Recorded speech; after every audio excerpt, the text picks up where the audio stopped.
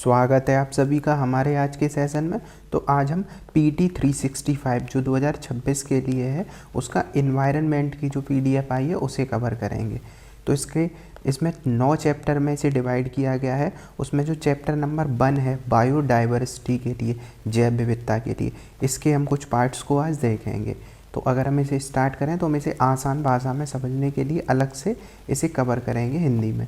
तो सबसे पहला जो टॉपिक इसमें दिया है बुक में वो क्या है, IUCN के लिए। तो हम इसे देखते हैं। तो सबसे पहला IUCN क्या है। तो हुआ क्या कि 1900 जब 44-45 तक वर्ल्ड वॉर ख़त्म हुआ, उस टाइम तक क्या हुआ कि पूरे पृथ्वी पे और विशेष रूप से जो यूरोपियन कंट्री थी उनमें पर्यावरण की बहुत क्या हुई, हानि हुई। और इसके लिए 1948 में कुछ लोगों ने एक संगठन बनाया, इसी का नाम क्या है, ताकि पर्यावरण का भी संरक्षण हो सके। इसे ही नाम दिया गया IUCN। तो प्रकृति के लिए ये ग्लोबल पार्लियामेंट की तरह था कि यहाँ पे आके नेता लोग या जो संस्थान के अधिकारी हुआ करते थे वो क्या करते थे, यहाँ बैठते थे। तो ये दुनिया का सबसे पुराना पर्यावरण का नेटवर्क है। यह क्या है, अब यहाँ पे सरकारी और गैर सरकारी जो NGO होते हैं वो सभी लोग यहाँ साझा करते हैं मंच एक साथ। मतलब एक देश और उस देश के अंदर के कई सारे संगठन इसके सदस्य एक साथ हो सकते हैं। तो ये क्या है, पार्लियामेंट की तरह यहाँ पे क्या है, नीतियाँ बनाते हैं। तो सबसे पहले जो हमें याद रखनी है फैक्ट वो क्या है, 1948 में इसकी स्थापना हुई थी। और इसकी स्थापना के बाद इसका मुख्यालय कहाँ बनाया गया था, ग्लैंड, स्विट्ज़रलैंड में। तो स्विट्ज़रलैंड में इसका क्या है, मुख्यालय है। 1948 में इसकी स्थापना हुई थी। अब भारत की बात करें तो भारत इसका प्रारंभिक जो सदस्य राष्ट्र हुआ करता था, तो इंडिया इसका मेंबर है। अब सबसे ज़रूरी आता है इसकी सदस्य संख्या। जैसे जब हम यूनाइटेड नेशंस के जो संस्था देखते हैं तो उसमें हम पढ़ते हैं 200 के आसपास क्या है, यूनाइटेड नेशन के सदस्य हैं। पर यहाँ देखते हैं हम 1400 सदस्य हैं। क्यों? क्योंकि यहाँ पे केवल देश ही नहीं है, राज्य का मतलब यहाँ क्या, देश के साथ साथ बहुत सारे NGO और कई सारे जो रिसर्च सेंटर हैं वो भी इसके सदस्य हैं। तो कितने सदस्य हैं, 1400 से ज़्यादा हैं। इसके बाद बात करें इसकी रिपोर्ट कौन सी निकलती है IUCN की। तो IUCN report on protected area, ये पहली रिपोर्ट निकालता है। और साथ ही साथ बर्ड हेरिटेज आउटलुक। तो याद रखना है रिपोर्ट को भी, IUCN प्रोटेक्टेड एरिया क्योंकि पर्यावरण के लिए ही बना था, और बर्ड हेरिटेज आउटलुक है। अब IUCN जो है उसके कैसे काम करता है, IUCN निर्णय कैसे लिए जाते हैं। तो जो इसमें है एक सर्वोच्च शासी निकाय होता है, मतलब सुप्रीम गवर्निंग बॉडी। इसमें क्या होते हैं, इसमें सभी सदस्य बैठते हैं हर 4 साल के बाद। अब इस 4 साल में इनकी बैठक होती है, फिर इसकी एक गवर्निंग बॉडी होती है। यहाँ पे तो क्या है, ये लोग जो निकाय है मेन जो बैठक करते हैं, फिर इनके लिए जो गवर्निंग के लिए प्रशासन को चलाने के लिए एक इनकी अलग से काउंसिल होती है, जहाँ बैठकों के बीच जो शासन का जो कार्य करना होता है, जो इनके निर्णय लिए जाते हैं वो किए जाते हैं। तो मेन यहाँ क्या है कि 4 साल में इनकी क्या होती है, एक बैठक होती है। अब एग्ज़ाम में क्या पूछा जा सकता है, सबसे मेन कन्फ्यूज़न कि IUCN वो है वो यूनाइटेड नेशंस का पार्ट है क्या, तो नहीं है। यूनाइटेड नेशंस के ये पार्ट हैं, जैसे यूनेस्को, WHO, यूनिसेफ, ये यूनाइटेड नेशन से जुड़े हैं। पर जो IUCN है ये केवल कैसा है, पर्यवेक्षक का, ऑब्जर्वर स्टेटस इसे मिला हुआ है। तो आंसर क्या हो जाएगा, गलत हो जाएगा। IUCN यूनाइटेड नेशंस की एक विशेष विकल्प देता है कि विशेष एजेंसी है। तो क्या है, एक ये स्वतंत्र है, स्वतंत्र अंतर्राष्ट्रीय संगठन है। तो यहाँ पे ये वाली बात याद रखनी है। अब अगर हम IUCN को देखें तो वर्ल्ड कंजर्वेशन कांग्रेस, जो इनकी जो बैठक होती है उस बैठक को क्या कहा जाता है, वर्ल्ड कंजर्वेशन कांग्रेस। जो अभी हमने देखा international union of conservation of nature, इनका पूरा नाम है। IUCN की जो फुल फॉर्म है वो international union of conservation of nature है। तो इन्हीं का कंजर्वेशन कांग्रेस होती है, जो इनकी एनुअल एक जर्नल मीटिंग होती है। कैसी है, जर्नल मीटिंग है। तो IUCN के सभी सदस्यों की एक वैश्विक ये सभा की तरह होती है, जहाँ एक साल में मिलते हैं और ये रोड मैप तैयार करते हैं। अब यहाँ पे इम्पोर्टेंट क्या रहेगा, जो हमने देखा सर्वोच्च शासी निकाय मेंबर्स की जो असेंबली होती है वो कब होती है, 4 साल के बाद, जो प्रमुख वाली बैठक होती है। पर ये एक तरीके से क्या होते हैं, हर साल एक बार ये रोड मैप को देखते हैं और ये बैठते हैं। अब यहाँ पे क्या है, ये किसी बड़ी कंपनी की तरह है। जो इनकी गवर्निंग काउंसिल थी उसके लोग, कंजर्वेशन कांग्रेस के लोग जो बैठते हैं, तो यहाँ पे एक जैसे बड़ी कंपनी की एक मीटिंग होती है वैसा ही होता है, जहाँ ये 20-25 सालों के लिए क्या करते हैं, अपना प्लान बनाते हैं। अब इस वर्ष की बैठक कहाँ हुई थी, तो इस वर्ष की बैठक हुई है आबू धाबी में। इम्पोर्टेंट है, आबू धाबी मतलब यूएई में। तो यूएई जो है वो अरब देशों में है। अब इम्पोर्टेंट यहाँ पे क्या रहेगा कि इस IUCN की इस बैठक में तेल को कंट्रोल करने का, मतलब जो तेल की खपत होती है ज़्यादा, क्योंकि उससे पर्यावरण को रोका जाता है, और उसकी खपत को रोकने का यहाँ प्रयास किया गया। और हुई उसी देश में है जो तेल का सबसे बड़े निर्यातकों में से जाने जाते हैं, जैसे सऊदी अरब, यूएई, कतर, ये देश क्या है, तेल के बड़े उत्पादक हैं। तो कहाँ पे हुई है, आबू धाबी में हुई है। इनका दृष्टिकोण क्या था कि सबसे पहली चीज़ उन्होंने 20 वर्ष के लिए एक अपनी नीति अपनाई है। तो unite for nature for path to 240, मतलब 2045 तक, 2045। तो यहाँ पे याद रखना कितने वर्ष के लिए, तो पूछा जा सकता है इस बार जो है 25 वर्ष के लिए या 15 वर्ष के लिए, 10 वर्ष के लिए, पर कितने वर्ष के लिए इनका प्लान बनाया है, 20 वर्ष के लिए। अगली बार 2045 तक के लिए इन्होंने कुछ अपने प्लान बनाए हैं कि वो हमें पूरे करने हैं। साथ ही साथ Abu Dhabi call to action हुआ है कि 5 क्षेत्रों में कार्यवाही करी जाएगी। जो ये 20 वर्ष हैं उसमें 5 वर्षों में क्या क्या कार्रवाई की जाएगी, जैसे न्याय, समावेशी विकास, ज्ञान और इनोवेशन, नवाचार, और जो संसाधन है इनके लिए क्या किया जाएगा, प्रयास किया जाएगा। अब सबसे ज़रूरी एक तो ये था कि कहाँ हुई है, साथ में जो इनकी बैठक है इसमें कितने नए मेंबर जुड़े हैं। तो अभी हमने देखा इसमें बहुत सारे मेंबर हैं, तो 100 नए सदस्य जुड़े हैं। पर हमें 100 सदस्य नहीं पढ़ने हैं, क्यों, क्योंकि सदस्य का मतलब होता है NGO है या कोई रिसर्च सेंटर है, वो भी जुड़ सकते हैं। मेन है कि इसमें 6 राज्य जुड़े, मतलब जो देश हैं। तो जो देश हैं वो 6, उनमें अगर हम देखें, एक तो अर्मेनिया है, जो कि कैस्पियन सी हम पढ़ते हैं तो अर्मेनिया वाला है। तो अगर हम मैप से देखें तो इस साइड हम चलते हैं तब, तो इधर क्या है, कैस्पियन सी, इधर अजरबैजान और अर्मेनिया हम पढ़ते हैं। इसके बाद है एक ताजिकिस्तान है, भारत के उत्तर में ऊपर की ओर अगर हम देखेंगे, पाकिस्तान, अफगानिस्तान, तो उधर क्या है, ऊपर ताजिकिस्तान। मार्शल आइलैंड मिलेंगे, और गैबन, तुवालू और जिम्बाब्वे। तो गैबन, तुवालू, जिम्बाब्वे कहाँ है, अफ्रीका में। इन सब में सबसे मेन एक देश है, वो है तुवालू। अब तुवालू कहाँ है, जब हम ऑस्ट्रेलिया को देखते हैं, न्यूजीलैंड को देखते हैं, तो इस साइड मिलेगा तुवालू। इसकी विशेषता क्या है, ये एक जो सबसे पहला देश दुनिया का है जो पानी में सबसे पहले जो जल स्तर बढ़ रहा है उसका सबसे पहला शिकार यही है। मतलब आने वाले कुछ वर्षों में ये क्या हो जाएगा, पूरी तरह डूब जाएगा। तो तुवालू उसमें नए सदस्य के रूप में शामिल हुआ है। तो ये हमने देखा। इसके बाद है, तो जो इनकी बैठक हुई है उसमें और क्या निर्णय लिए गए हैं कि जीवाश्म ईंधन को क्या किया गया है, पहली बार जीवाश्म ईंधन को चरणबद्ध तरीके से समाप्त करने के लिए, फेज आउट के लिए प्रस्ताव आया है। अब प्रस्ताव क्या है कि ये कहा गया है जो विकसित देश हैं वो क्या करेंगे, वो एकदम से तेल के जो हमें फॉसिल फ्यूल है, जीवाश्म ईंधन, उसको ज़्यादा तरीके से रोकेंगे। लेकिन जो अभी विकासशील देश हैं वो क्या करेंगे, वो धीमे धीमे फेज़ में वो उसे कंट्रोल करने की कोशिश करेंगे। मतलब जो फॉसिल फ्यूल है, जीवाश्म ईंधन है, यही क्या करता है, प्रदूषण फैलाता है। तो उस प्रदूषण को रोकने का यहाँ प्रयास किया गया है। और अभी हमने बात करी कि जीवाश्म ईंधन का उत्पादक जो होता है वो जो यूएई है, जो आबू धाबी, वहाँ पे भी होता है। पर उसी देश ने अब क्या किया है, वहीं पे क्या आया है, जीवाश्म ईंधन को रोकने का प्रयास भी किया गया है। इसके बाद एक बड़ा चेंज ये हुआ है, क्लाइमेट अलाइज। अभी तक क्या हुआ करता था कि जो जंगल में जानवर हुआ करते थे उन्हें माना जाता था कि वो जंगल की क्या है, एक नेचर की सुंदरता के लिए जाने जाते थे, ना कि हम उन्हें इस वजह से संरक्षण देते थे कि वो क्लाइमेट के अलाई हैं। इस बार डेफिनेशन को थोड़ा चेंज किया गया है। तो पूछा जाएगा, जलवायु सहयोगी का दर्जा दिया गया है। इसका क्या मतलब हुआ कि जानवरों को जलवायु लचीलेपन के लिए प्राकृति आधारित जो समाधान होते हैं उनके एजेंट के रूप में इस बार मान्यता दी गई है। इसका मतलब क्या हुआ, जैसे हम अगर इसे डॉल्फिन या व्हेल कुछ माने, तो बड़ी मछलियाँ क्या करती हैं, समुद्र के पानी को मिक्स करती हैं, क्योंकि एक जगह से जाएंगी तो पानी क्या होगा, हिलेगा, तो मिक्स होगा। इससे क्या होते हैं, नए फाइटोप्लैंक्टन, मतलब जो समुद्री घास है वो बनती है। और वही CO2 का दुनिया में क्या है, सबसे बड़े उत्सर्जक, मतलब जो क्या है, एब्जॉर्बर जानवर में जानी जाती है, क्योंकि वो क्या करेगी, पर्यावरण के लिए बढ़िया है ये। तो ऐसे ही हाथी जिस रास्ते से जाता है वहाँ पे क्या होगा, मिट्टी हटेगी, सारी चीज़ें होंगी, तो दोबारा से वहाँ पे नए पौधे निकलने की संभावना बनेगी। तो ये सब एजेंट के रूप में काम कर रहे हैं, और अगर एजेंट के रूप में काम करेंगे तो ये अलाई हैं। तो ये डेफिनेशन को इस बार बदला गया है। तो पूछा जाएगा कि सहयोगी के रूप में किसे, मतलब जानवरों को पहली बार ये कहा गया है, तो बिल्कुल सही बात है, जो आधिकारिक तौर पर मान्यता पहली बार दी गई है।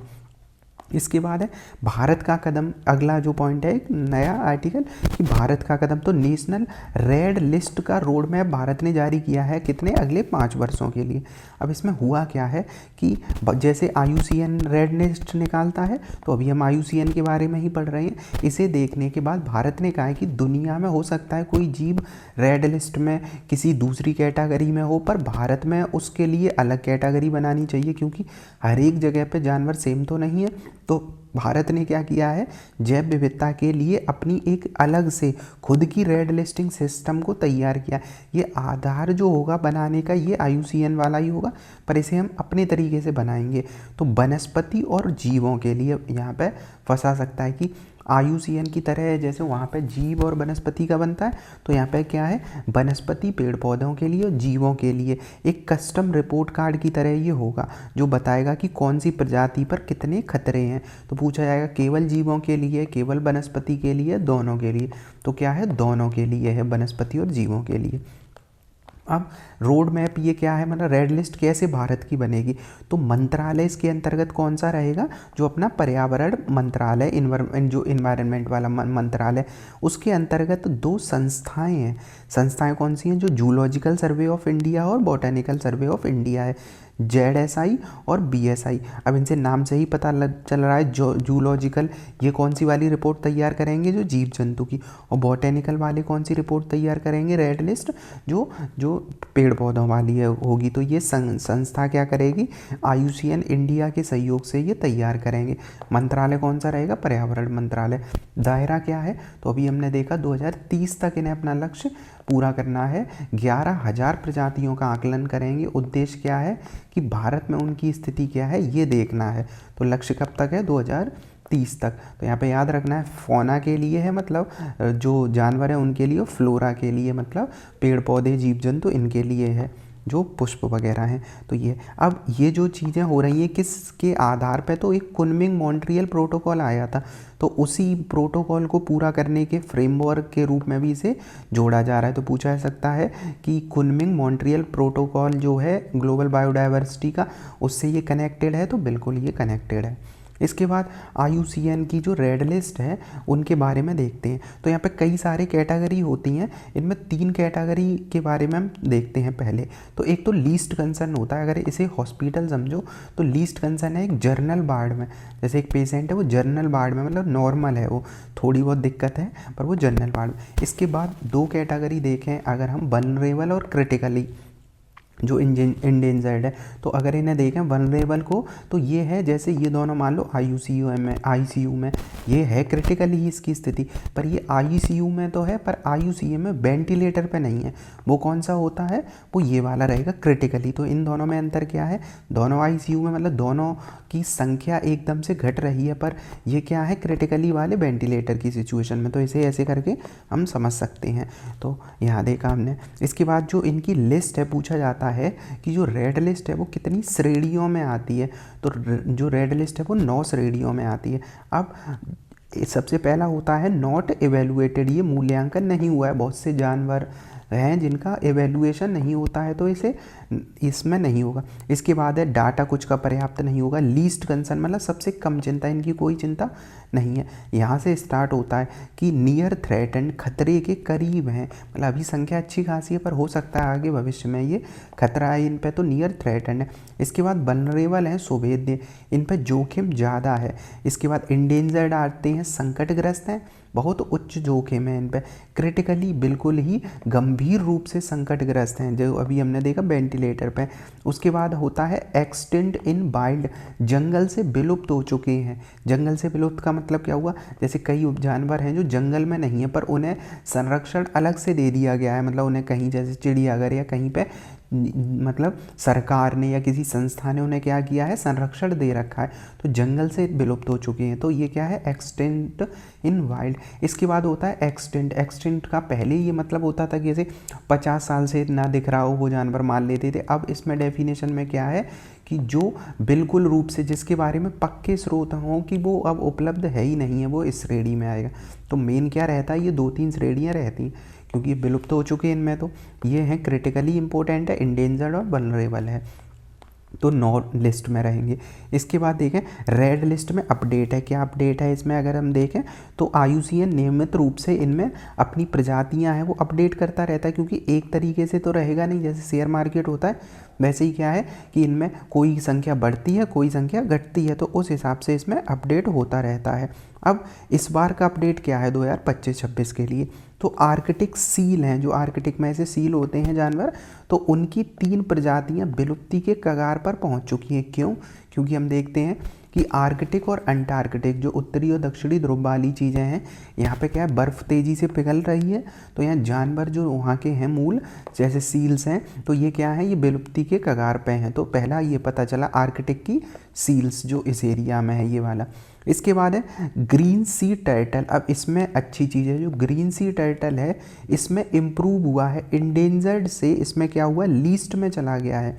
तो पहले इंडेंजर्ड में था, खतरे में था। अगर अब इसमें देखें तो पहले वो किस में था, इंडेंजर्ड में था, अब यहाँ से आ गया इधर की लिए लीस्ट कंसर्न। लाइन की संख्या क्या हो गई है, बढ़ी है। तो ये इंपॉर्टेंट तो पूछा जाएगा किसकी संख्या में अभी बढ़ोतरी या कमी हुई है, तो कमी किस में हुई है, जो सील्स हैं कहाँ पे, आर्कटिक वाली, और ज़्यादा कहाँ हुए हैं, टर्टल हुए हैं। कौन से वाले टर्टल, ग्रीन सी टर्टल, जो हरे रंग के ये कछुए हैं, इनमें संख्या बढ़ी है।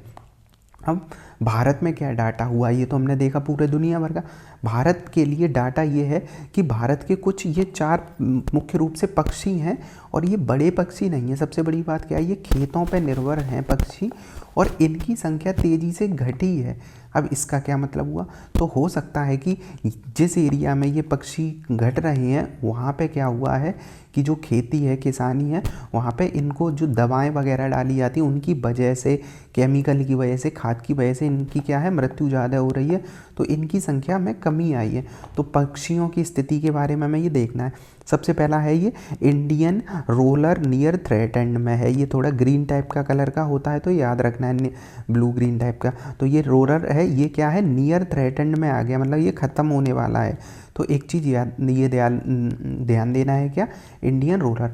इसके बाद है लॉन्ग बिल्ड ग्रास हॉपर, इसमें भी क्या है कि इंडेंजर्ड जो सिचुएशन है उसमें से डाल दिया गया है, नियर थ्रेटेंड में ये है। और इसके बाद है इंडियन कर्सर।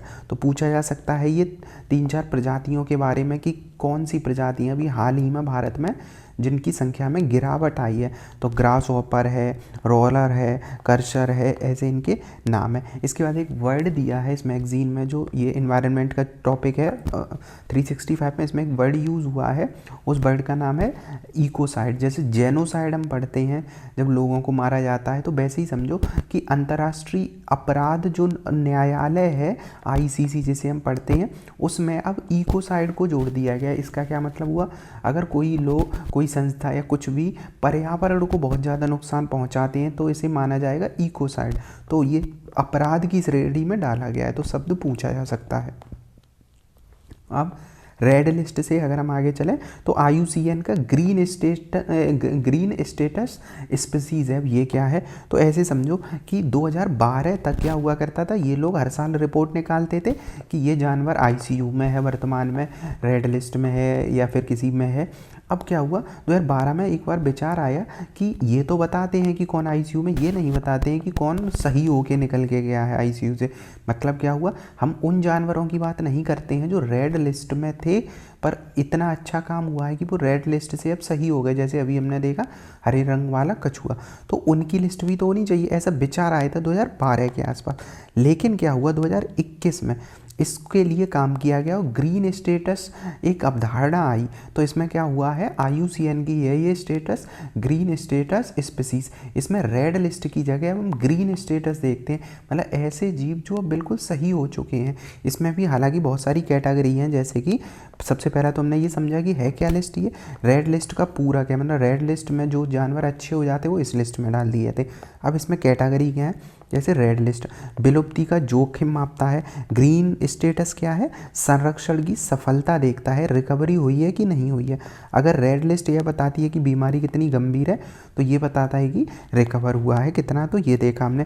अब इसमें अगर हम देखें तो 8 कैटेगरियाँ हैं, रेड में कितनी थी, 9।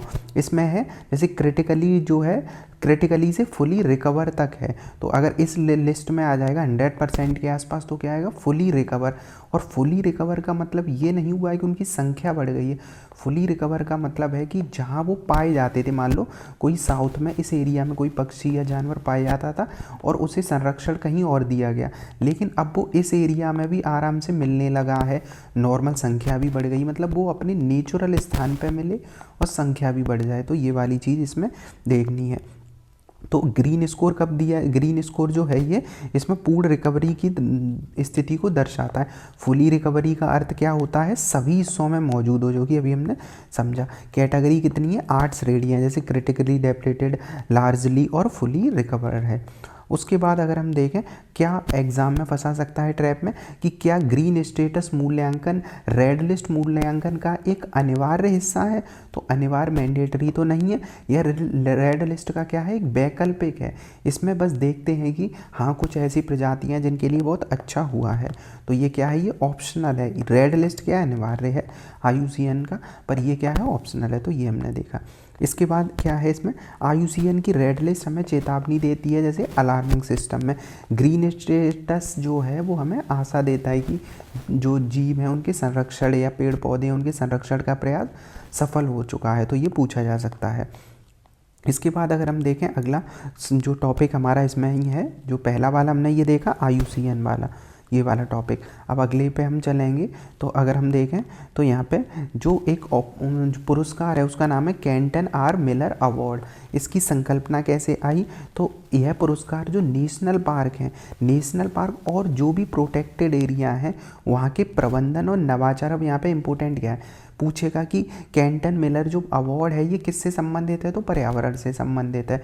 इस पर्यावरण में से किसे दिया जाता है, जो बहुत अच्छी पर्यावरण में रिसर्च करते हैं, उन संस्थाओं को, एजुकेशनल इंस्टीट्यूट को किसे दिया जाता है, तो इनमें से किसी को नहीं। ये दिया जाता है कोई भी व्यक्ति जो प्रोटेक्टेड एरिया जैसे नेशनल पार्क, बायोस्फीयर रिजर्व, कहीं पर भी प्रोटेक्टेड एरिया में कोई इनोवेटिव काम करता है। ज़रूरी नहीं है कि वो कोई संस्था हो, कोई व्यक्ति हो, इनोवेशन करे, मतलब कई अच्छे तरीके से जो पर्यावरण है उसे बचाने का कोशिश करे और नेतृत्व दिखाता है, उसे मिलता है। अब हम इस बार इसे क्यों पढ़ रहे हैं, क्योंकि ये भारत में मिला है इस बार। तो इस जैसे कॉरपोरेट जगत में इनोवेटिव अवार्ड मिलता है, वैसे ही पर्यावरण में क्या है, इनोवेशन के लिए दिया जाता है। अब केंटन R मिलर अवार्ड के बारे में देखें तो इसकी स्थापना 2006 में हुई थी। प्रदाता कौन सा संस्थान है, जो अभी जिसके बारे में हम पढ़ रहे हैं, IUCN। पर IUCN का एक अंदर एक संस्था है जिसका नाम क्या है, IUCN world commission on protected areas, WCPA। तो पूछा जाएगा कब दिया, किसके द्वारा दिया जाता है, WCPA, जो कि IUCN का पार्ट है। कितने टाइम में दिया जाता है, तो हर साल नहीं मिलता है, 2006 से स्टार्ट हुआ, हर 2 साल में मिलता है, तो 1 साल का नहीं है।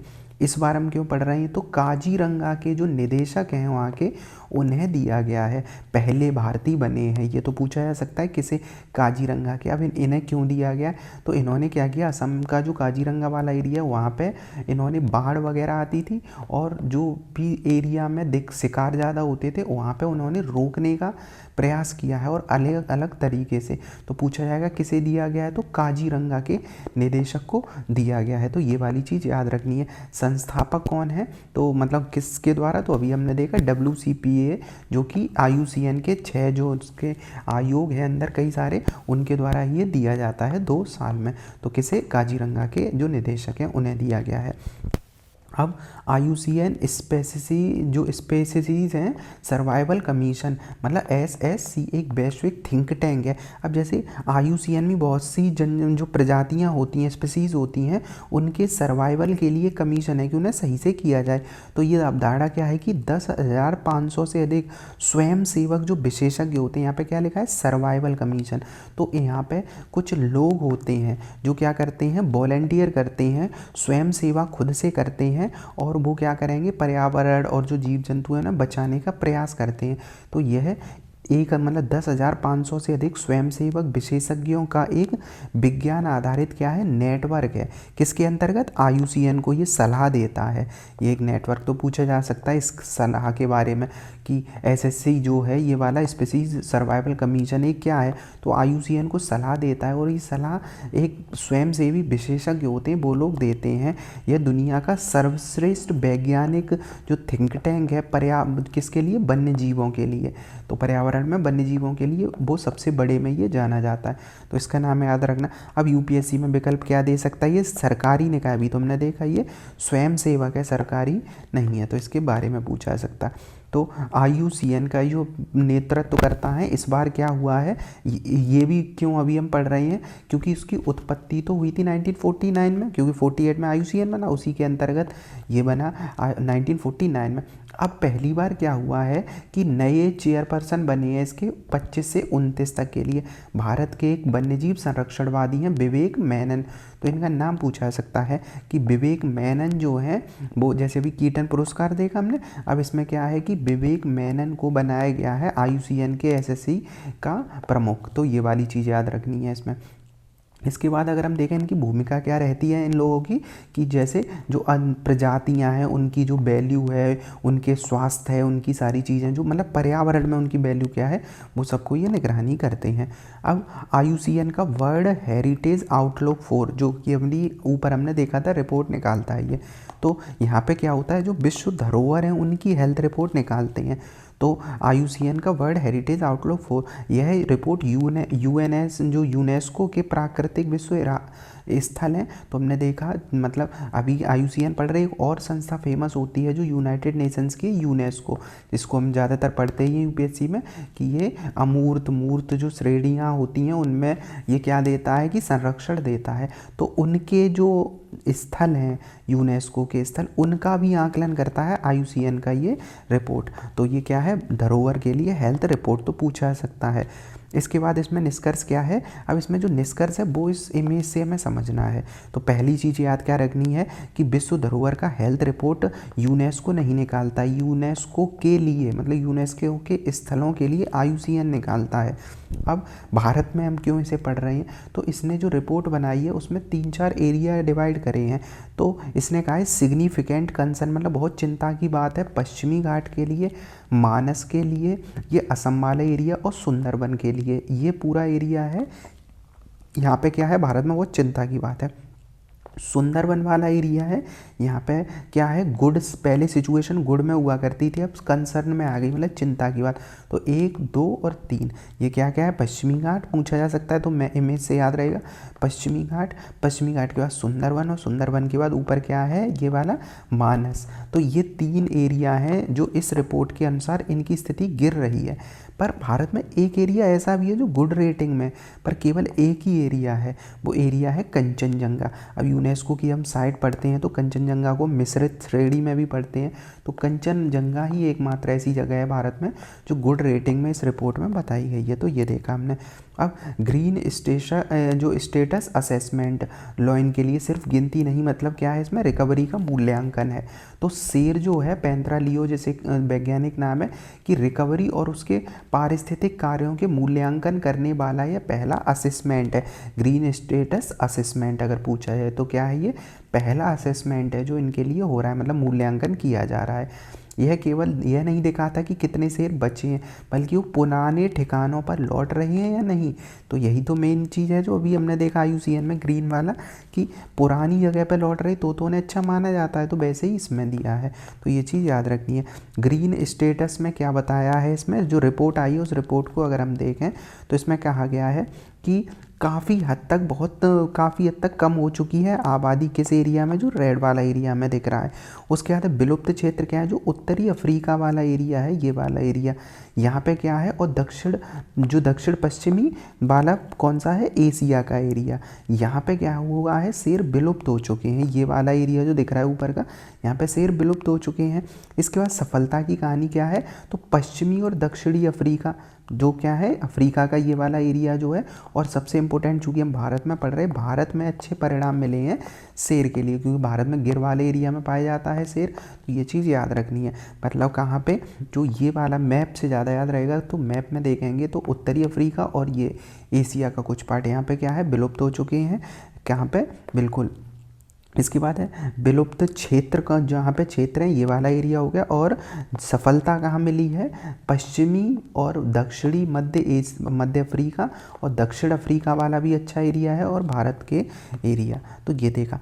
अब चूँकि अभी किसके बारे में हम पढ़ रहे हैं, लॉयन के बारे में, तो अफ्रीका और इंडिया में दो प्रकार के लॉयन पाए जाते हैं। तो उन दोनों के बारे में अगर हम देखें तो तुलना करते हैं ऐसे, क्योंकि एग्ज़ाम में ये आता है कि एशियाई शेर और अफ्रीकी शेर में अंतर क्या होता है। तो सबसे पहले हम इमेज से इसे समझें, क्योंकि इसमें क्या है, इस बुक में दिया है तो डायरेक्ट इसमें नाम दे दिया गया है। अगर हम इमेज से देखें तो इसे समझेंगे कि जो पैरामीटर है उसमें एशियाई शेर और अफ्रीकी शेर में, एशिया का शेर से अफ्रीका का शेर का शरीर जो क्या होता है, थोड़ा भारी रहता है।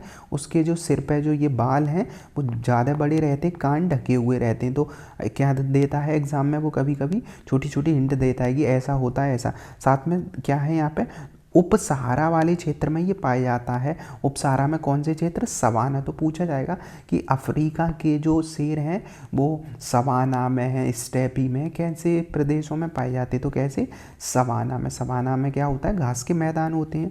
तो सबसे पहली चीज़ सवाना में पाए जाते हैं। और एशिया में शेर एक ही जगह है अब तो केवल, वो कौन सा एरिया है, गिर वाला एरिया देखने को मिलता है। दूसरा है कि अयाल जो क्षेत्र है, मतलब जो अयाल है, यही वाले जो बाल वाला एरिया है, छोटा और बिरल होता है, कान हमेशा दिखाई देते हैं इसमें, इसके एशिया वाले के, मतलब भारत में। जबकि इनके सिर पे क्या होते हैं, बाल ज़्यादा होते हैं। पेट की त्वचा देखें तो पेट की त्वचा, जैसे भारत का ऐसे समझो खाते पीते शेर हैं, तो उनका पेट निकला हुआ टाइप का सा देखेगा, तो पेट की त्वचा होगी बैली, उस पर ऐसे सलवट टाइप के ये पड़े होंगे ऐसे करके। तो जबकि ये इनके में एकदम साफ़ होता है, इनके में अनुपस्थित होता है। तो स्किन इनकी कैसी होती है, एक साथ थोड़ी होती है, तो फोल्ड टाइप की होती है। आकार देखें तो अफ्रीकी शेरों से इनका आकार एशिया वाले का छोटा होता है, और अफ्रीकी जो शेर होते हैं उनका क्या होता है, शरीर बड़ा होता है। तो ये याद रखना है यहाँ पे। अब कंजर्वेशन के लिए प्रोजेक्ट लॉयन जो है 15 अगस्त 2020 को शुरू किया गया था। लॉयन के लिए इम्पोर्टेंट है, टाइगर के लिए तो हमारे यहाँ पहले से ही चल रहा है, टाइगर के लिए, क्रोकोडाइल और इन सब के लिए। तो प्रोजेक्ट लॉयन 2020 को शुरू किया गया था। बेली फोल्ड केवल एशियाई की एक विशिष्ट विशेषता है, तो ये वाली बात बिल्कुल सही है। इसके बाद अगर हम देखें तो बर्धा वाइल्ड लाइफ सेंचुरी, अब ये शेर पढ़ रहे हैं तो इसमें हम एशिया के शेरों के बारे में जानेंगे। तो एशिया के शेरों का एकमात्र घर है वो कहाँ है, गिर। तो ये पहली चीज़ क्या याद रखनी है, गिर। पर हुआ क्या, कुछ साल पहले भारत में कोर्ट ने भी कहा था कि इनमें से कुछ को कहाँ एमपी में लाया जाए, पर एमपी में गुजरात सरकार ने देने से मना कर दिया था, स्वास्थ्य कारण और कई कारणों से, क्योंकि वो उनकी विशेष प्रजाति है। अब गिर में और एमपी में क्या आ गए, अभी चीता आ गए हैं। तो एमपी में चीता की वजह से अब शेर वहाँ पे रख नहीं सकते हैं। तो सोचा गया कि इन्हें एक जगह से दूसरी जगह तो शिफ्ट करना पड़ेगा, क्योंकि सोचो अगर यहाँ कोई बाढ़ आ जाए, बीमारी आ जाए, तो एक ही जगह पे हैं, ये सारे क्या हो जाएंगे, मर जाएंगे यहाँ से। तो इनका एक दूसरा घर देखा गया है, वो कौन सा एरिया है, बर्धा। तो याद रखना है, जैसे गांधी जी का बर्धा आश्रम पढ़ते हैं तो उसी से याद रखना है, बर्धा वाइल्ड लाइफ सेंचुरी। तो एशियाई शेरों का दूसरा घर है ये।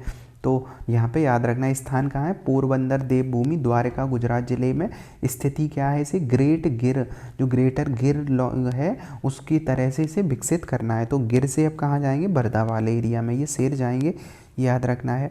अब यहाँ पे और क्या पाई जाती हैं वनस्पति बर्धा वाले में, तो यहाँ पे जो गोरड़ है, बाबुल है, यहाँ पे जामुन, बांस, ये क्या है, वनस्पतियाँ हैं, ये ढब वनस्पतियाँ। जीव जंतु नॉर्मल है, सांभर, चीतल, चिंकारा, ये हिरण वगैरह ये सब पाए जाते हैं। इसके बाद है यूनेस्को WNVR। अब प्रकृति और मानव संतुलन। अब एक इम्पोर्टेंट चीज़ क्या होती है कि जब हम नेशनल पार्क पढ़ते हैं, बायोस्फीयर रिजर्व पढ़ते हैं, वाइल्ड लाइफ सेंचुरी पढ़ते हैं, इनमें हमेशा कन्फ्यूज़न होता है, तो इसे शॉर्ट में समझते हैं। वाइल्ड लाइफ सेंचुरी, अगर वाइल्ड लाइफ की बात करेंगे तो ये एक तरीके से छोटा एरिया रहेगा, किसी एक विशेष जीव को संरक्षण दिया जाएगा। मतलब वाइल्ड लाइफ सुनते टाइम हमें ये याद रहना चाहिए कि ये किसी विशेष जीव के लिए होगा। तो वाइल्ड लाइफ सेंचुरी मतलब कोई एक जीव समस्या में मतलब कम हो रहा है तो उसको संरक्षण देने के लिए। फिर आता है नेशनल पार्क। नेशनल पार्क सबसे कोर एरिया होता है, मतलब जंगल का जो सबसे मेन एरिया है जहाँ पे कोई जा नहीं सकता है, वो एरिया कौन सा होता है? जो नेशनल पार्क का एरिया होता है। ये वाली चीज़ें याद रखनी है। तो नेशनल पार्क, बायोस्फीयर रिजर्व, और बायोस्फीयर रिजर्व में पूरा आ जाता है, तो ये याद रखना है। तो अवधारणा क्या है? मनुष्य और उनके पर्यावरण के बीच के संबंधों को सुधारने के लिए ये यूनेस्को का इम्पोर्टेंट क्या है? अभी हम IUCN पढ़ रहे थे, अब यूनेस्को का है। तो इसमें क्या है? इसमें एक तो प्रोटेक्टेड एरिया होता है, दूसरा बफर एरिया होता है। यहाँ पे रिसर्च और एजुकेशन को बढ़ावा दिया जाता है, और बाहर का होता है ट्रांजैक्शन एरिया। तो इम्पोर्टेंट है, सबसे मेन अंदर वाला एरिया है। जैसे ऐसे याद कर लो, यहाँ पे कोई जा नहीं सकता, जैसे घर में पूजा वगैरह होता है तो वैसे ही है ये वाला एरिया। उसके बाद बफर जोन होता है, आम थोड़ा बहुत जा सकते हैं, कब? जब रिसर्च चल रही हो, और ये वाला एरिया में इंसान जा सकता है। ये कैसा है? ये एक जंगल है मान लो, और जंगल के बीच का हम एरिया पढ़ रहे हैं, तो यहाँ पे याद रखना है। अब जो यूनेस्को वगैरह के अंतर्गत मानव और पर्यावरण के लिए ये चलता है, तो ये मैप प्रोग्राम आया था 1971 में यूनेस्को के द्वारा। तो इम्पोर्टेंट ये याद रखना है कि जो पर्यावरण को संरक्षण दिया जाता है उसके लिए एक प्रोग्राम आया था मैप। मैप क्या है? Man and biosphere. तो उसके लिए 1971-72 में ये स्टार्ट हुआ था, और इसी के तहत ये लॉन्च हुआ था WNVR। ये इम्पोर्टेंट याद रखना है, यूनेस्को का मैप प्रोग्राम है। अब इसके बारे में देखें कि भारत की भूमिका क्या है। तो भारत ने इंडिया इन WNVR, भारत में 13 क्या है इसमें, मतलब ये बायोस्फीयर रिजर्व वाला एरिया है, जो अगर ये ना समझ में आए तो ये बायोस्फीयर रिजर्व के लिए है। तो जो भारत के 13 बायोस्फीयर रिजर्व जो हैं इस नेटवर्क का हिस्सा हैं। भारत में कुल कितने बायोस्फीयर रिजर्व में? तो 18 के आसपास हैं। अब इसमें से कितने बायोस्फीयर रिजर्व जो यूनेस्को का बायोस्फीयर रिजर्व श्रेणी है उसके अंतर्गत हैं? तो कितने हैं? 13 ही हैं। मतलब भारत में ज़्यादा है, भारत में से 13 पर यूनेस्को की श्रेणी में शामिल हैं, ये चीज़ याद रखनी है। अब नया क्या हुआ है कि साओ टोमे और प्रिंसेस, जब हम अफ्रीका पढ़ते हैं तो अफ्रीका में क्या है? एक देश है साओ टोमे एंड प्रिंसेस, पूरी तरीके से बायोस्फीयर रिजर्व होने वाला पहला देश हुआ है। तो याद रखना है इसे, साओ टोमे एंड प्रिंसेस, जो कि अफ्रीका वाला देश है। यहाँ पे जो ये पूरा देश ही है जो अब सोचो बायोस्फीयर रिजर्व घोषित किया गया है। तो यहाँ ये याद रखना है, यूनेस्को के महानिदेशक द्वारा इसका निर्णय लिया जाता है। इसके बाद क्या है? कथन आ सकता है कि यूनेस्को का इन क्षेत्रों पर कानूनी अधिकार होता है क्या? जैसे उन्होंने मान लो बायोस्फीयर रिजर्व घोषित कर दिया, तो क्या उनका कानूनी अधिकार हो जाएगा? तो ऐसा नहीं होता है, देशों की संप्रभुता पूरी रहती है सेम। देश जो हैं वो सेम तरीके से उन्हें कंट्रोल कर सकते हैं उन क्षेत्रों को, पर यहाँ पे क्या होता है? यूनेस्को ने मदद करता है। तो ये चीज़ साओ टोमे एंड प्रिंसेस याद रखना है। अब ये मैप में अगर हम देखें इस देश को, तो साओ टोमे एंड प्रिंसेस को, तो अफ्रीका को अगर हम लेंगे ये वाला एरिया, क्योंकि पूछा जा सकता है, तो अफ्रीका के इस वाले एरिया में अगर हम देखेंगे पास में, तो क्या है? साओ टोमे एंड प्रिंसेस वाला एरिया दिखेगा। तो यहाँ पे मैप में याद रखना है जब अफ्रीका में ये वाला एरिया। इसके बाद अगर हम आगे चलें तो कोल्ड डेजर्ट के बारे में देखें, तो कोल्ड डेजर्ट जो है भारत का शीत मरुस्थल, ये भी इसमें शामिल किया अभी हुआ है। तो भारत का पहला उच्च ऊंचाई वाला शीत मरुस्थल बायोस्फीयर रिजर्व जो यूनेस्को के नेटवर्क जो है, यूनेस्को का WNVR मतलब बायोस्फीयर रिजर्व है, उसमें शामिल हुआ है। तो अगर हम कोल्ड डेजर्ट की बात करें भारत में, तो ये एरिया है हिमाचल प्रदेश का एरिया, मतलब कई बड़ा एरिया है। तो हिमाचल प्रदेश के Kibber wild life sanctuary, Sarchu, cold desert, Pin valley और चंद्रताल, ये पूरा एरिया, थोड़ा कश्मीर, लद्दाख, ये पूरा होता हुआ है। तो इसमें कौन कौन से एरिया हैं जो इसमें यूनेस्को की श्रेणी में गए हैं? तो देखना है यहाँ पे संरक्षित क्षेत्र में पिन वैली, जो कि ये दिख रहा है हमें, कश्मीर वाला एरिया है ये, पिन वैली है, चंद्रताल है, ये चंद्रताल है, उसके सरचू है, किब्बर वन्यजीव अभ्यारण्य है, ये इसमें शामिल हुए हैं। हिमाचल, जम्मू, लद्दाख, ये पूरा एरिया है इसमें। तो कोल्ड डेजर्ट बायोस्फीयर रिजर्व के बारे में पूछा जा सकता है, शीत मरुस्थल के बारे में। उसके बाद जलवायु कारक है हिमालय के लीवार्ड साइट पर स्थित है जो इसे रेड शैडो जोन बनाता है। तो ये चीज़ याद रखना है, शैडो जोन में क्या हो जाता है, वो रेन शैडो जोन में क्या हो जाता है, वही जो हम पढ़ते हैं ज्योग्राफी में, जो कहाँ पे कि पहाड़ के एक ओर चूँकि क्या होता है, बादल टकराने के बाद वर्षा होती है जो अतिवृष्टि कहलाती है, तो दूसरी साइड क्या होता है, वर्षा नहीं होती है, तो वही एक एरिया है रेन शैडो जोन। तो यहाँ पे याद रखना है ये। इसके बाद है कोल्ड डेजर्ट बायोस्फीयर रिजर्व के बारे में यहाँ पे सांस्कृतिक रूप से देखते हैं तो बुद्ध संस्कृति का प्रभुत्व है। अब हम जब लद्दाख की ही बात करते हैं तो लद्दाख वाला एरिया में क्या है, बुद्ध का प्रभुत्व रहता है, ये मतलब कल्चर रहता है यहाँ पे। तो यहाँ गोम्पा और चोटेन जो है और मड़ी दीवारें पाई जाती हैं। अब इनका मतलब क्या होगा, मड़ी दीवारें, तो यहाँ पे जो दीवारें बनी हुई हैं ऐसे करके, यहाँ अगर हम समझें जो पत्थर की जो दीवारें बनती हैं उन पे जैसे लिखे हुए हैं बुद्ध के मंत्र वगैरह चैंटिंग्स, तो ये चीज़ याद रखनी है। तो लद्दाख की बुद्ध चैंटिंग यूनेस्को की अमूर्त श्रेणी में पहले से ही सूची में, और इन पे भी क्या लिखे हुए, मंत्र टाइप के शब्द मतलब पत्थर पे लिखे हुए हैं। तो यही है मड़ी दीवार है। तो पूछा जा सकता है कि ये मड़ी दीवारें पाई जाती हैं यहाँ पे, तो बिल्कुल सही वाली चीज़ है। इसी कोल्ड डेजर्ट में हिम तेंदुआ यहाँ पाया जाता है, इम्पोर्टेंट ये भी है, जो हिम तेंदुआ है पहाड़ों पर रहने वाला वो भी यहाँ पाया जाता है। स्नो लेपर्ड और हिमालयन इबेक्स जो ये हिरण टाइप के होते हैं ये, और ब्लू शीप ये पाए जाते हैं यहाँ पे जो ये देखा हमने। इसके बाद है वाइल्ड लाइफ प्रोटेक्शन एक्ट। अब मतलब इन्वायरमेंट में पढ़ते टाइम सबसे इम्पोर्टेंट तो यही होता है 1972 का वाइल्ड लाइफ प्रोटेक्शन एक्ट। तो अवधारणा क्या था कि भारत में वन्यजीव की सुरक्षा, अब इम्पोर्टेंट है, वन्य जीवों की सुरक्षा मतलब जानवरों की सुरक्षा और उनके शिकार पर रोक लगाने के लिए क्या हुआ, प्राथमिक कानून बनाया जाता है, किसमें, WPA में। तो याद रखना है कि 1972 में क्या आया था भारत में 1972 में भारत में वाइल्ड लाइफ प्रोटेक्शन एक्ट, जिसे कहते हैं वन्य जीव संरक्षण अधिनियम आया था, जिसमें जीवों का क्या करना है, संरक्षण करना है। अब इसमें कुछ क्या है, सांविधिक निकाय हैं, जैसे कि क्या है, जो इसका national board for wild life है, इसकी अध्यक्षता कौन करते हैं, प्रधानमंत्री करते हैं। तो पूछा जाएगा कि जो इसके अंतर्गत सांविधिक निकाय है वन्यजीव, सांविधिक का मतलब क्या हुआ, कानून बना है किसके द्वारा, कोई एक्ट के द्वारा। तो 1972 का एक एक्ट आया था, उसके द्वारा जो भी निकाय बनेंगे उसे कहा जाएगा सांविधिक निकाय। उसी के अंतर्गत में जो राष्ट्रीय वन्यजीव संरक्षण बोर्ड है उसकी अध्यक्षता कौन करते हैं, राष्ट्रीय वन्यजीव बोर्ड की प्रधानमंत्री, ये इंपॉर्टेंट रहेगा। और इसी में जो चिड़ियाघर होते हैं, जू अथॉरिटी हैं, उनके लिए भी यहाँ पे बना है एक निकाय। तो 3 इसमें निकाय हैं, एक तो वन्यजीव बोर्ड, दूसरा चिड़ियाघर वाला, तीसरा है WCCB मतलब वाइल्ड लाइफ, जंगली जानवरों के लिए क्राइम कंट्रोल के लिए। तो ये चीज़ याद रखनी है यहाँ पे। अब इसमें क्या हुआ है, 1972 वाले में कुछ चेंज हुए हैं, संशोधन करे गए, कुछ नई सूचियां जोड़ी गई, कुछ सूचियां हटाई गई। तो मेन इंपॉर्टेंट क्या आएगा, वाइल्ड लाइफ प्रोटेक्शन एक्ट है, उसे चेंज कब किया गया, तो चेंज किया 2022 में। तो चेंज क्या किया है, पहले शेड्यूल क्या हुआ करते थे, 6 हुआ करते थे, जो हम पढ़ते हैं ना कि शेड्यूल 1 में है ये जानवर, शेड्यूल 2 में, 3 में, 4 में, तो पहले ऐसे 6 हुआ करते थे। अब कितने कर दिए गए संशोधन के बाद, केवल 4 कर दिए गए। पहले में क्या होता है, जैसे एक व्यक्ति की कोई मतलब जो एक व्यक्ति की हत्या करने पर जो केस लगता है, वैसे ही सेम तरीके से समझ लो कि शेड्यूल 1 में इतनी ही संरक्षण दिया जाता है कि अगर शेड्यूल 1 में कोई जानवर की अगर हत्या करें तो वही केस चलेगा जैसे कि एक व्यक्ति की मृत्यु पे चलता है, मतलब कोई जेल से निकल नहीं सकते, वही वाली सारी चीज़ें, मतलब सर्वोच्च सुरक्षा। फिर शेड्यूल 2 आता है, इससे कम सुरक्षा है पर यहाँ पे भी सुरक्षा, मतलब केस तो चलेगा ही चलेगा। फिर कई बार हम देखते हैं कि कई ऐसे पेड़ पौधे होते हैं जिन्हें तोड़ नहीं सकते हैं, तो शेड्यूल 3 ये कहता है कि हम कुछ पौधों को तोड़ तक नहीं सकते, जैसे नील कुरुंजी, कई बार न्यूज़ में सुना होगा, तो वो जो 11-12 सालों के बाद लगते हैं, तो ये कुछ ऐसे पौधे हैं या और भी पौधे हैं जिन्हें हम तोड़ते नहीं हैं क्योंकि वो संरक्षण उन्हें प्राप्त होता है, तो वो शेड्यूल 3 में आएंगे। तो यहाँ पे 1, 2 और 3।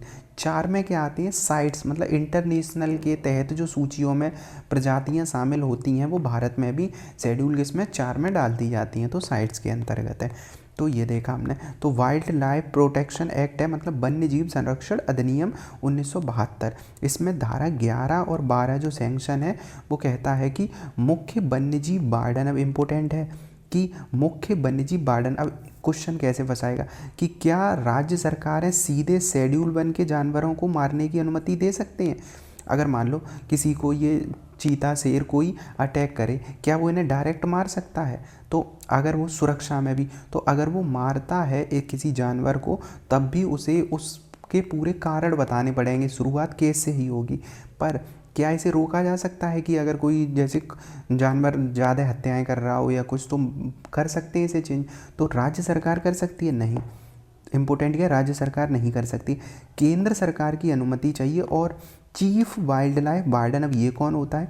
राज्य में सबसे बड़ा अधिकारी होता है वनों का, चीफ वाइल्ड लाइफ वार्डन। इसके आदेश के बाद ही कुछ समय के लिए छूट दी जाती है कि उसका शिकार की अनुमति, मतलब शिकार कर सकते, वरना क्या होता है, राज्य सरकार उस मामले में कोई हस्तक्षेप नहीं कर सकता है। कब ऐसा अनुमति दी जाएगी? जब जानवर इंसानों के लिए खतरा बन जाए। कई बार न्यूज़ में हम देखते हैं, या रिसर्च और वैज्ञानिक प्रबंधन के लिए उन्हें मारा जा सकता है या पकड़ा जा सकता है। तो ये वाली चीज़ याद रखनी है। तो शेड्यूल 1 के जानवर अगर ह्यूमन लाइफ पे अटैक करेंगे तो राज्य सरकार कुछ कर सकता है? नहीं। तो परमिशन कैसे मिलेगी? सेंट्रल गवर्नमेंट परमिशन देगा, मतलब इनसे बात होने के बाद चीफ वाइल्ड लाइफ वार्डन जो होता है, ये क्या है याद रखना है, ये राज्य में सबसे बड़ा पर्यावरण का अधिकारी होता है। अब अगला टॉपिक जो है, मतलब इसी में हमारा जैव विविधता के लिए विनियमन के लिए, तो ये वाला जो दूसरा यहाँ पे लिखा है, हमने ये कवर किया, जो IUCN कवर किया, यूनेस्को कवर किया, और वाइल्ड लाइफ प्रोटेक्शन एक्ट जो इसमें दिया है वो कवर किया। अब इसके बाद आगे वाले टॉपिक पे देखेंगे जो बायोलॉजिकल डाइवर्सिटी वाला है। तो बायोलॉजिकल डाइवर्सिटी मतलब जैव विविधता। तो जैव विविधता को अगर हम देखें तो जैव विविधता का नॉर्मल क्या मतलब हुआ कि किसी एक क्षेत्र में या किसी जगह पे जो प्रजातियों की विविधता होती है। तो बायोलॉजिकल डाइवर्सिटी इसके बारे में तो अभी जो पढ़ना है वो क्या है कि बायोलॉजिकल डाइवर्सिटी के लिए रेगुलेशन एक्ट आया है 2025 में। इसमें क्या है कि जैव संसाधनों के उपयोग से होने वाले लाभों के को न्याय संगत बनाना। इसका क्या मतलब हुआ, इसको ऐसे समझते हैं कि एक जनजाति है, मान लो उस जनजाति ने कोई एक ऐसे, उसके पास एक ऐसी जानकारी है कि एक विशेष पौधा है, वो मान लो एक जड़ी बूटी का काम करता है। तो क्या याद रखना है, जैसे जड़ी बूटी का काम करता है एक पौधा, जो इनके पास जानकारी थी। अब उस पौधे की जानकारी से, मान लो ये एक संजीवनी बूटी टाइप का एक पौधा है, उस संजीवनी का यूज़ करके डॉक्टर ने एक दवा बना दी या किसी कंपनी ने दवा बनाई, तो क्या ये दवा बेचने से इस कंपनी को फ़ायदा होगा? तो क्या इस दवा का इन्हें प्रॉफिट मिलना चाहिए? बिल्कुल। तो इसी के लिए ABS अधिनियम आया है। ABS क्या है? यही एसेस एंड बेनिफिट शेयरिंग। तो पूछा जाएगा कि जो बायोलॉजिकल डाइवर्सिटी मतलब जैव विविधता की पहुंच तक संरक्षण दिया गया है, तो बिल्कुल है। तो ABS जो है पहुंच और उन्हें संरक्षण दिया गया है। तो यह क्या बताता है कि जब कोई व्यक्ति या उद्योग भारत के जैविक संसाधनों का उपयोग करता है, जैसे कोई संस्थाएं इंटरनेशनल भी वो भारत की किसी चीज़ का उपयोग करता है, तो उनका लाभ जो नॉलेज है उन लोगों से ली है, उनके साथ उन्हें कुछ अपना परसेंटेज देना पड़ेगा। जैसे कोई दवा कंपनी आदिवासी समुदाय से कोई दवा लेती है, उन्हें रॉयल्टी के रूप में कुछ देना पड़ेगा। तो ये चीज़ याद रखनी है। इसके बाद देखें अगर हम, तो प्रमुख जो चूँकि नया एक्ट आया है तो इम्पोर्टेंट रहता है ये एक्ट किससे जुड़ा हुआ है। तो अधिसूचना और कानूनी आधार क्या है? तो जैविक विविधता अधिनियम आया था भारत में। जैव विविधता अधिनियम कब आया था? 2002 में। उसी के अंतर्गत एक संगठन है भारत में, NVA, नेशनल बायोडाइवर्सिटी अथॉरिटी, और ये काम भी किस में है? बायोडाइवर्सिटी अथॉरिटी के द्वारा ये अधिसूचना जारी की गई है। तो अगर हम पूछेंगे 2025 में ये अधिनियम आया है, उसमें जो ये सब गाइडलाइन आई हैं वो कैसे आई हैं? तो 2002 में जैव विविधता का अधिनियम आया था, उसके अंतर्गत जो नेशनल बायोडाइवर्सिटी मतलब राष्ट्रीय जैव विविधता जो संस्था है उसने ये क्या दिए है? अधिसूचना जारी करी है। यह 2014 के पुराने दिशा निर्देशों का स्थान लेंगे, मतलब जो दिशा निर्देश पुराने थे वो हट गए हैं और नए आ गए हैं। तो ये चीज़ है। कानूनी आधार क्या है? 2002 वाला है। इसके बाद है महत्वपूर्ण सत्यापन में क्या है कि DSI का अर्थ क्या है? यहाँ पे डिजिटल सीक्वेंसिंग इंफॉर्मेशन का अर्थ है आनुवांशिक संसाधनों का डिजिटल डेटा। यहाँ पे लेना है। जैसे आनुवांशिक संसाधन होते हैं, कोई पेड़ पौधे जीव जंतु, तो उनका ही डिजिटल सीक्वेंसिंग करना है। इसे पहली बार लाभ साझा करने के दायरे में शामिल किया गया। जैसे सोचो कि अगर हम किसी जीव या पेड़ पौधे इन सब का यूज़ करके कोई दवा बना रहे हैं या कुछ बना रहे हैं डिजिटली रूप से, तो इसका लाभ साझा करना पड़ेगा। जो भी हमने पढ़ा वो भी इसमें जोड़ा गया है। इसके बाद है PIC और भुगतान स्लैब। तो प्रायर इंफॉर्मेशन कंसेंट, इसमें क्या है, संसाधनों तक पहुंचने के लिए नेशनल बायोडाइवर्सिटी अथॉरिटी NBA से पूर्व अनुमोदन की आवश्यकता है। मतलब अगर किसी एक जंगल में जाना है या कुछ करना है तो पहले एप्लीकेशन दो। एप्लीकेशन किसके पास जाएगी? बायोडाइवर्सिटी अथॉरिटी, वही संस्था है जो जैव विविधता के लिए, उसके पास जाएगी। वो अप्रूव करेंगे तब हम जा सकते हैं। फिर क्या होगा कि वार्षिक टर्नओवर, जो कंपनी ने मान लो अब ये अप्रूव करके दवा बनाना स्टार्ट करी है, फ़ायदा लेना स्टार्ट किया किसी जनजाति या जंगल से, अब वो वार्षिक टर्नओवर के आधार पर लाभा साझा करेंगे। जैसे 5 करोड़ तक कुछ नहीं है, फिर उससे ऊपर जाएंगे तो अपने फ़ायदे का 0.6% या कुछ क्या करेंगे, 250 करोड़ से ऊपर में वो शेयर करेंगे। तो ये वाली चीज़ याद रखनी है। इसके बाद आते हैं कि चंदन पे लाल चंदन वाला है। जैसे एग्जाम्पल के लिए रूप में ये, तो जब से वो पुष्पा मूवी आई तब से ये क्या है, फेमस चल रहा है। तो सरकार ने भी इसके लिए प्रावधान बनाए हैं। तो इसमें क्या किया गया, उच्च मूल्य वाले संसाधन, जैसे कि लाल चंदन है तो ये उच्च मूल्य वाले जैविक संसाधनों में गिना जाता है। लाल चंदन हुआ, अगरगुड़ हुआ, ये क्या है, इनकी नीलामी और बिक्री का कम से कम 5% साझा करना पड़ेगा वहाँ पे। तो ये वाली चीज़ भी याद रखनी है। इनका क्या है, कीमती वाली का 5% साझा करना है कीमत का, और ऊपर क्या करना था, कम है। तो ये हमने देखा। इसके बाद है, क्या यह नियम सभी पर लागू होता है? नहीं, यह नियम सभी औषधि पौधों पर लागू नहीं होता। सब पे तो वैसे ही नहीं होगा। जैसे खेती की जाने वाली औषधि पौधों का उपयोग के लिए ये लागू नहीं होता है, क्योंकि ये जैव विविधता अधिनियम 2002 में नहीं आता है। तो याद रखना है कब, तो ये वाली चीज़ याद रखनी है कि खेती जिस दवा की करेंगे वो इस पर लागू नहीं होता है। तो खेती पर लागू नहीं है, वैसे जो अगर पर्यावरण में पाए जा रहे तो उन पर लागू होगा ये नियम। ये देखा हमने। इसके बाद है CBD क्या है, कन्वेंशन ऑन बायोडाइवर्सिटी, जैव विविधता का अधिनियम है, इंटरनेशनल ये है।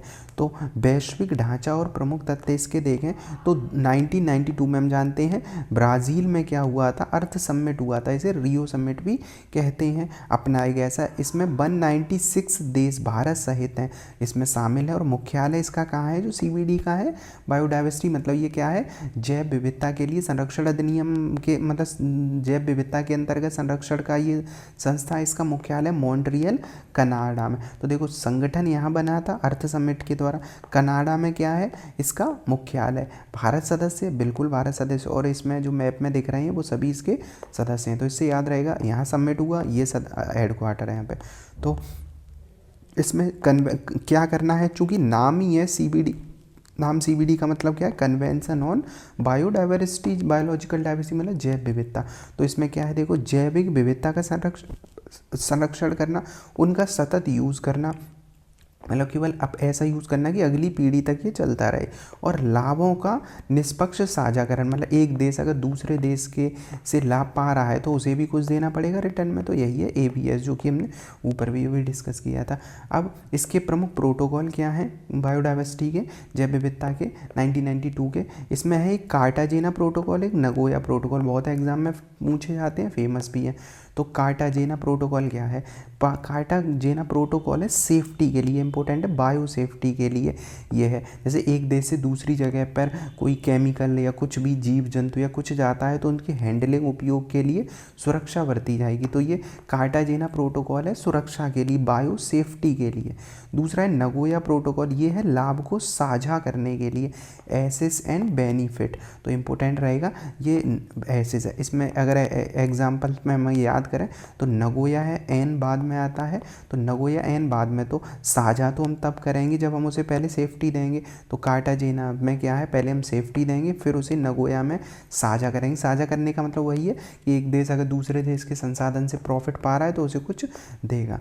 तो ये वाली चीज़ याद रखनी, कार्टाजेना किसके लिए, बायो सेफ्टी के लिए है। इसके बाद है इंडिया का लीगल फ्रेमवर्क है। तो जो अपने यहाँ जैसे CBD आया था तो भारत में लागू करने कैसे लागू होता है, तो इंटरनेशनल स्तर पर जो जैव विविधता अधिनियम लागू हुआ, उसके बाद भारत में इसके लिए 2002 में जैव विविधता का अधिनियम आया और फिर उसके अंतर्गत ये पूरे राज्यों में लागू होता है। अब है भारत का त्रिस्तरीय प्रणाली। तो अगर हम देखें इसमें जो हमने देखा जैव विविधता के लिए अपने यहाँ 3 स्तर का, सबसे ऊपर होती है NBA, नेशनल बायोडाइवर्सिटी अथॉरिटी। यहाँ पे इंपॉर्टेंट रहेगा, नेशनल बायोडाइवर्सिटी अथॉरिटी का मतलब क्या है, केंद्रीय स्तर पर ये संगठन है, सबसे ऊंचे स्तर पर नेशनल बायोडाइवर्सिटी का, और इसको सिविल कोड की शक्तियाँ प्राप्त होती हैं। अब ये तो नेशनल स्तर पर हो गया सिविल कोड की शक्तियाँ, इसके अंडर में एक होगा स्टेट स्तर पर, जैसे ये तो क्या हो गया नेशनल स्तर पर, इसमें हर एक स्टेट में क्या होगा, स्टेट बायोडाइवर्सिटी बोर्ड होंगे राज्य स्तर पर। इन्हें कोर्ट की शक्ति नहीं प्राप्त है, ये केवल क्या है, बोर्ड हैं। और बोर्ड के बाद अब हर राज्य में इनके अंतर्गत में BMC होते हैं। BMC क्या है, बायोडाइवर्सिटी मैनेजमेंट कमेटी। अब इनका क्या मतलब है, जैसे पंचायत स्तर पर मान लो जैव विविधता का संरक्षण करना है तो पंचायत या छोटे संगठन क्या कर सकते हैं, स्थानीय स्तर पर इनका गठन कर सकते हैं। तो ये उसी तरीके से ऐसे अपने यहाँ सरकार चलती है, केंद्र सरकार, राज्य सरकार, पंचायत, तो वैसे ही है। NBA सबसे ऊपर है जो केंद्र सरकार की तरह है, जहाँ पे देश में ये देखेगा बायोडाइवर्सिटी को, मतलब जैव विविधता को। फिर SBB क्या है, स्टेट पे, और राष्ट्र में क्या है, BMC क्या है, पंचायत स्तर पर, छोटे स्तर पर जैव विविधता को देखेंगे।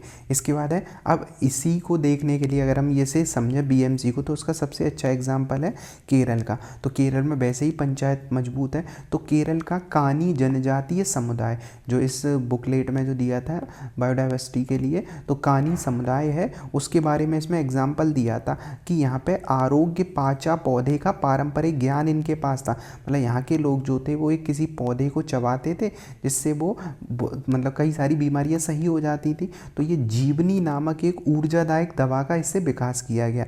मतलब एक जनजाति के पास या उन लोगों के पास क्या था, उस दवा का महत्व पता था उन्हें। उस दवा से एक जीवनी दवा ब्रांड बना दी गई है। दवा से होने वाले लाभ को अब क्या किया गया है, इसमें बांट दिया गया है, मतलब कहाँ पे, जिन लोगों से लिया गया है। तो ये वाली चीज़ याद रखनी है इसका केस स्टडी के रूप में।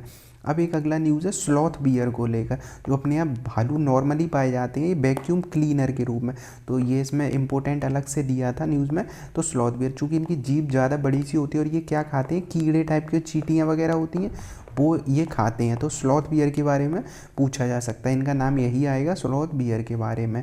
जो मेलूरसस जो ओरसीनस करके इनका वैज्ञानिक नाम है। अब मेन इनका बारे में क्या याद रखना है, ये कि ये दीमक और चींटियों को खाते हैं। साथ में जो सबसे बड़ी चीज़ है, ज़्यादातर भालुओं की प्रजाति हैं सभी, वो क्या करती हैं, हाइबरनेट करते हैं। मतलब मौसम के अनुसार, जैसे सर्दियों में वो क्या चले जाते हैं, शीत निद्रा में चले जाते हैं कुछ महीने के लिए, जहाँ वो अपने शरीर को ढाल लेते हैं। पर ये हाइबरनेट नहीं करते हैं भारत वाले। तो ये याद रखना, भारत की जो ये प्रजाति है भालू की, वो क्या करते हैं, वो हाइबरनेट नहीं करते हैं, सर्दियों में सोते नहीं हैं। तो ये याद रखना। क्या ये केवल भारत में पाए जाते, पूछा जाए, नहीं, भारत के साथ साथ नेपाल में, श्रीलंका में, इन पूरे एरिया में ये पाए जाते हैं। तो स्लॉथ बियर के बारे में पूछा जा सकता है, ये हाइबरनेट नहीं करते हैं ऐसी प्रजातियाँ, बिल्कुल है, ये दुनिया में प्रजातियों में खास हैं। और साथ में क्या केवल भारत में पाए जाते हैं, नहीं, भारत के पास में पाए जाते हैं और जगह पे। अब इनका संरक्षण कैसे है, तो अब क्यों इन्हें हम पहली बार तो पढ़ रहे हैं, तो इन स्लॉथ बियर के लिए अभी क्या, ये तो पहले से ही पाए जा रहे थे, एक दारोजी स्लॉथ बियर अभयारण्य बनाया गया है। कहाँ पे, कर्नाटक में। अब इम्पोर्टेंट क्यों है, क्योंकि ये एशिया का पहला है। अब एशिया के पहले के साथ साथ इसे भालू को पहले से ही क्या किया गया, IUCN भारत सरकार की जो शेड्यूल 1 जो अभी हमने देखा था, सबसे ज़्यादा संरक्षण दिया जाता है बिल्कुल एक इंसान की तरह, तो IUCN की लिस्ट में भी है। और जो इस शेड्यूल 1 है 1972 का अधिनियम, उसमें भी है। और साइट्स के जो अपेंडिक्स 1 है, मतलब यहाँ पे भी क्या होता है, साइट्स का एक इंटरनेशनल कानून है जहाँ पे वन्य जीव को संरक्षण दिया जाता है। इन तीनों में से संरक्षण है। और इस बियर का क्या हुआ है, एशिया का पूरे का पहला बनाया गया है सेंचुरी। कहाँ पे बनाई गई है, दारोजी स्लॉथ बियर अभयारण्य। इंपॉर्टेंट क्या है, कहाँ पे है ये, तो कर्नाटक में है, ये याद रखना है। इसके बाद है इसमें CSS integrated development of wild life habitat के बारे में देखें तो संरक्षित क्षेत्र और लुप्तप्राय प्रजातियों के लिए वित्तीय जीवन रेखा। तो जैसा अभी हमने देखा था, सबसे ऊपर गवर्नमेंट कौन सा है, केंद्र सरकार के अंतर्गत मंत्रालय पर्यावरण मंत्रालय होगा। उसके बाद यही क्या करते हैं, प्रोटेक्टेड एरिया, वाइल्ड लाइफ जो है और इंडेंजर्ड स्पीसीज मतलब जो प्रजातियां हैं उन सब के लिए जो क्या करते हैं, जो फंड देने का काम करता है वो यही मंत्रालय करता है। तो इम्पोर्टेंट याद रखना है ये प्रोटेक्टेड एरिया के बारे में। अब योजना और घटक और रिकवरी वाला देखें तो संरक्षित क्षेत्रों के समर्थन करते हैं ये। तो इनमें अगर देखें ये प्रोटेक्टेड एरिया के लिए इस मंत्रालय के अंतर्गत है, तो ये संरक्षित क्षेत्रों का समर्थन करते हैं। संरक्षित क्षेत्रों के बाहर वन्य जीवों की सुरक्षा भी करते हैं। मान लो किसी एक एरिया के जीव हैं वो दूसरे जगह पे सुरक्षित करने, तो वो भी करते हैं प्रोटेक्शन आउटसाइड उनके जो एरिया है। उसके बाद क्या है, प्रजातियों की रिकवरी भी करी जाती है। तो ये सारी चीज़ के लिए ये काम करता है protected area, wild life outside और ये इंडेंजर्ड कौन, ये मंत्रालय। मतलब मंत्रालय के अंतर्गत क्या है ये CSS मतलब integrated development of wild life habitat, ये स्टार्ट किया गया है इस मंत्रालय के अंतर्गत, ये याद रखना है। यहाँ पे क्या कर रहे हैं, वाइल्ड लाइफ जो मतलब वन्य जीव हैं उनके आवास को हम सुरक्षित करना चाह रहे हैं। इसके बाद अगर पूछा जाए कि जो ये योजना आई है ये CSS वाली है, इंटीग्रेटेड वाली है, मतलब इसमें मिला दिया गया है। मेन बात है कि मिला के संरक्षण कर रहे हैं हम जीवों को। तो पूछा जाए क्या ये सेंट्रल स्पॉन्सर्ड है कि सेंट्रल सेक्टर है, तो ये जो योजना है वो सेंट्रल सेक्टर नहीं है, सेंट्रल स्पॉन्सर्ड है। मतलब इसमें 60-40 वाला चलेगा स्पॉन्सर वाले में। तो ये केंद्र और राज्य दोनों मिलकर वन्य जीवों को संरक्षण करेंगे। जैसे कि प्रोजेक्ट टाइगर है, प्रोजेक्ट टाइगर में क्या होता है, स्कीम बनती है और प्रोजेक्ट उसके अंतर्गत अब जैसे क्या किया गया है, प्रोजेक्ट टाइगर को और प्रोजेक्ट एलिफेंट को मिलाने के बाद दोनों का एक साथ में संयुक्त रूप से संरक्षण किया गया। तो यही है ये वाली योजना, याद रखना है। CSS इंटीग्रेटेड प्रोटेक्शन के लिए है, डेवलपमेंट वाइल्ड लाइफ हैबिटेट। तो यहाँ पे याद रखना है, पूछा जाए क्या टाइगर और एलिफेंट का जो प्रोजेक्ट है उन्हें मिला के अब संरक्षण किया जा रहा है, तो बिल्कुल सही है इसके अंतर्गत में। तो हमने यहाँ तक जो है कुछ टॉपिक यहाँ तक देख लिए प्रोजेक्ट यहाँ तक CSS वाले तक। तो ये 5 टॉपिक इसके कवर किए हैं। आगे हम अगले जो वीडियो आएगी उसमें कवर करेंगे।